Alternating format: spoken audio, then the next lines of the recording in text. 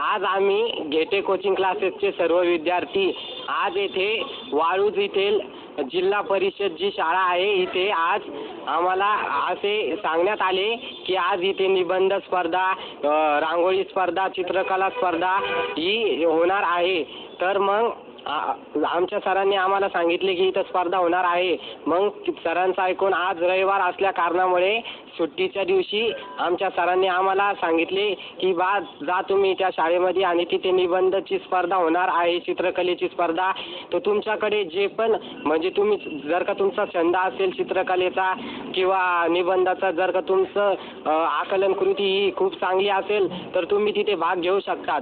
तर त्यामुळे जसे सरांच्या सांगण्याप्रमाणे आम्ही आज इथे आलो आणि आम्ही दोन स्पर्धेमध्ये भाग घेतला, जसं की निबंध स्पर्धा आणि चित्रकला स्पर्धा. आम्हाला स्पर्धेमध्ये खूप मजा आली आणि निबंध स्पर्धामध्ये सुद्धा आम्ही खूप 2 ते 3 पानं मस्त छान प्रकारे सोचून लिहिले.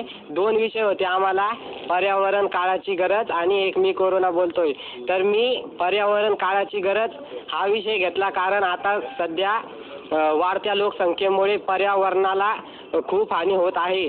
त्यामुळे पर्यावरणाला कसे वाचवा हे सगळं मी त्या निबंधामध्ये जे काही माझ्या डोक्यात होते ते लिहिले. आणि सोबतही बाळासाहेब ठाकरे यांची चित्र काढण्याची सुद्धा स्पर्धा होती. तर त्याच्यासाठी 2 विषय होते, बाळासाहेब ठाकरेंची चित्र काढायची आणि रायगड. परंतु मी रायगड म्हणजे ती किल्ला न घेता मला बाळासाहेब ठाकरे हे आवडतात खूप. हे माझे प्रिय नेता आहेत, म्हणजे हे आहेत लीडर.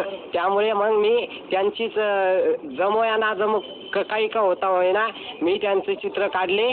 आणि अशा प्रकारे इथे रक्तदान शिबिर सुद्धा आयोजित करण्यात आले होते. इथे खूप जणांनी रक्तदान शिबिरमध्ये सुद्धा उपस्थित होते, खूप जण भाग घेतला होता. आणि धन्यवाद.